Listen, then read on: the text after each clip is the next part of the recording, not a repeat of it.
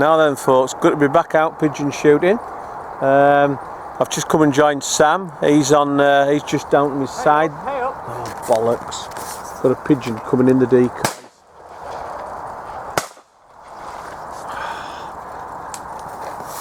I'll never get this introduction done at this rate. Every time I try to do it, something comes in. I've been trying to tell you folks is, we're here, we're shooting a field of laid barley. It's a while since we've last shot. Sam's in hide over there. We're in separate hides, 15 foot apart, just for safety. It's a field of barley, flat patch in front of us. It's been flattened by the rain and the wind. A lot of pigeons have been using it. Sam's watched it for the last 2 or 3 days. He's been here for about an hour, got 8 or 9 down. I've just turned up, and we're going to see how we get on. Sam, as you'll have seen, has just shot one there, so let's see if it gets any better.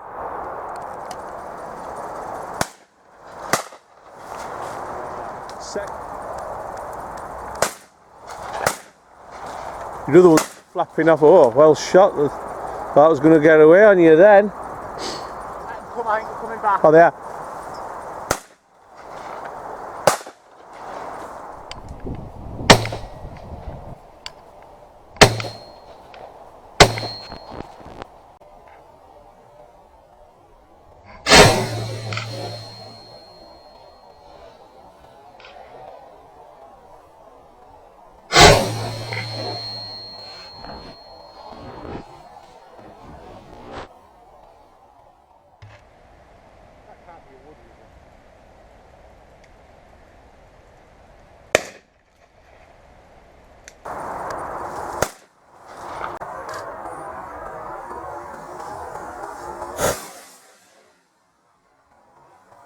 The second one. Oh, Get them both. the low one.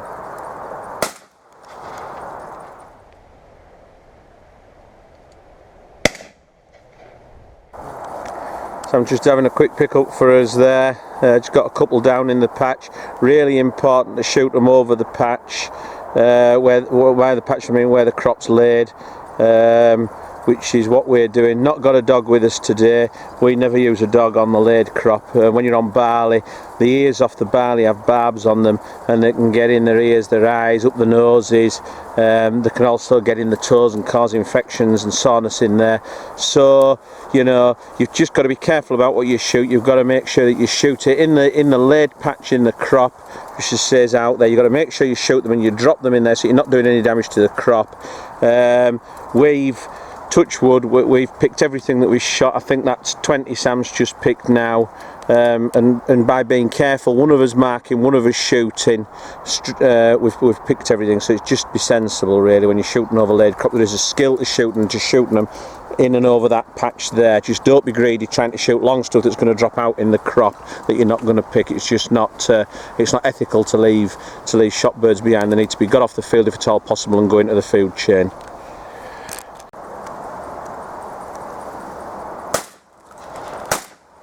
Bad miss with the first barrel. Yeah, it was hard hit, wasn't it? I don't know. I think the video will say something different to that. It was. I shot underneath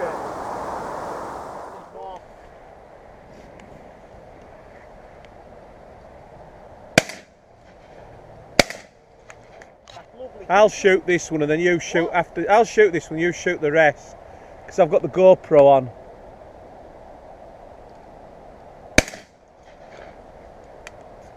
They're the best.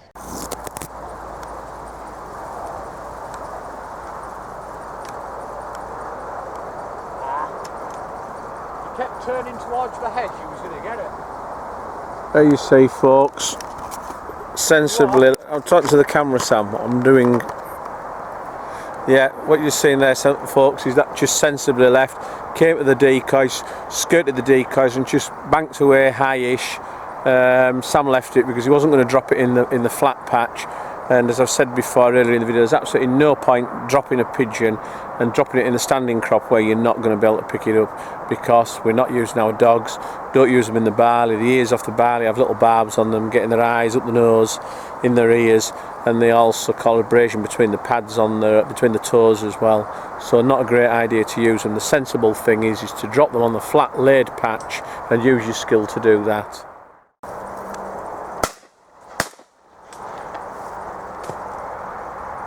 So I've just said to you there, folks, how we only shoot them in the patch of laid crop, and so Sam's just gone and shot that.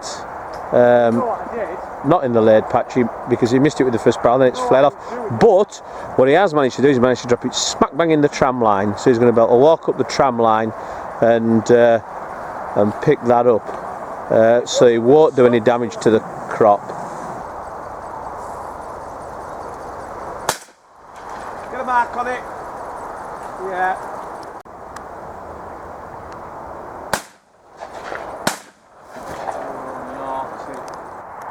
Now then, folks, quick update for you. Just coming up to 6 o'clock. Been here since lunchtime. Got about 55 down, which isn't a massive bag by some standards. What we've had come just on this flight line here has decoyed really well to us. We've just had a steady striggle. We have shot well.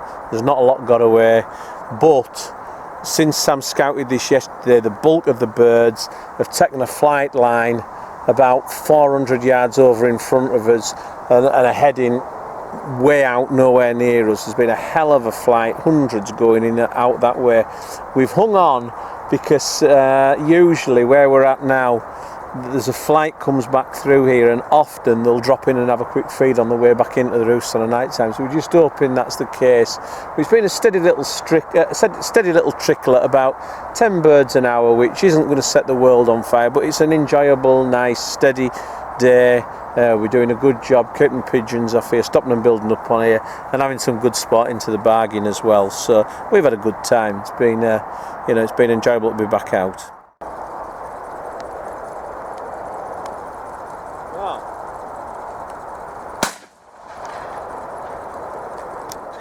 So I'm just coming in off that flat patch there, just bringing a few in, just got 3 there, and I think that's probably going to be us done. It's died right off, so I think we're going to pack up now. Sam's just trying to pick his cartridges up. You'll see out just there where we've got the flapper, we've got the FF6 just out there, and that's just in a laid patch of barley, and then we've got the second FF6 just out there. And we've got an extension on both of those, so they're just at the top of the barley, as you'll see how that one there is. And then I think Sam's just got 1 or 2 dead birds on cradles and a few shells, and he puts his shells, which is worth doing, puts his shells actually on dead bird cradles just to get them up off the ground a little bit more and to make them a little bit more visible, and that works until you get some dead birds and replace them. And normally, as we shoot a pigeon, we would replace our decoys with dead birds, but because it's warm, summer weather, we don't want our birds getting fly blown. We just, as soon as we get them, we're putting them under a net. And what Sam's got in the hide there, he's got a British Army camp bed mozzie net, which is a huge net. That'll go over a bed, and we just put the birds in that and keep the flies off and stop them blowing. So you see Sam scratching around trying to get his empty cartridges picked up, the disadvantage of using a semi-auto. So yeah, we're just going to get packed up now and get away. Right folks, what I just wanted to show you out here in the crop, we talk about crop damage. See these are all what should be the heads of barley. Okay, so the pigeons have come in here and they've grazed all these off, so they've taken all the wheat off where this has been flat. That's how they should be, like that one there with all the barley on. But what they've done is they've come in and they've stripped most of it off. So as you look through here, this has all got the heads stripped off, and in there you can see some as it should be. Then we go through again, you can see all the heads all stripped off there where they've eaten all the barley off, and there is what it should be like.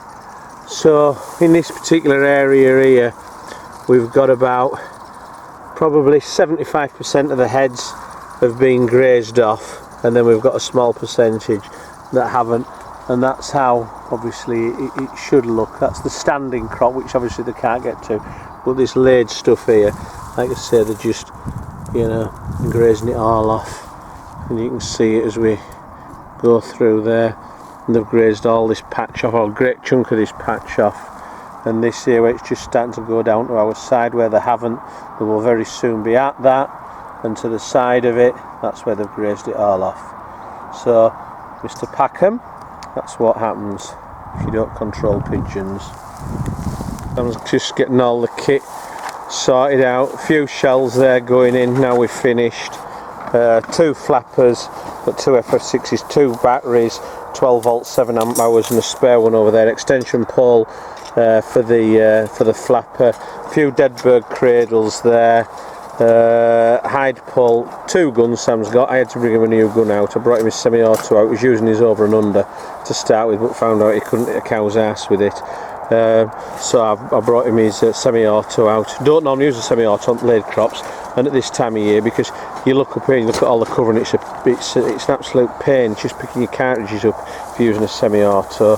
Hide bucket there, so that's one of those bucket seats, put cartridges and all your gear and bits and pieces in it. And under that insect net thing, that mozzie net, we've got our dead birds laid out under there, and we're using that net just to keep the flies off them, just keep them in best possible condition, ready to go to the game dealer. And just over there, kept separately, are our dead bird decoys that we brought with us, so we just kept those separate so they don't get mixed up in what we shot today. That's us done. We're going to have a count up. I think we've got around the 50 mark picked, and we've not lost a lot. I think we've lost 3, and of those, 2 of those ran, and we couldn't find them, which is just disappointing. But we've done our best to make sure we dropped everything in that laid patch out there so that they were easy to pick, and generally speaking we managed to do that. Right, so our final count there was 56, which is a decent little day. We were aiming to get 50, we'd have been happy with that, so 56 is a bonus really. We knew it wasn't going to be a big day, not like some of the previous ones we've had on these laid crops, but you know, that's a nice enjoyable day really. So we'll get them packed up, bagged up and away, and they're going to the game dealer, new game dealer for those to go to tomorrow.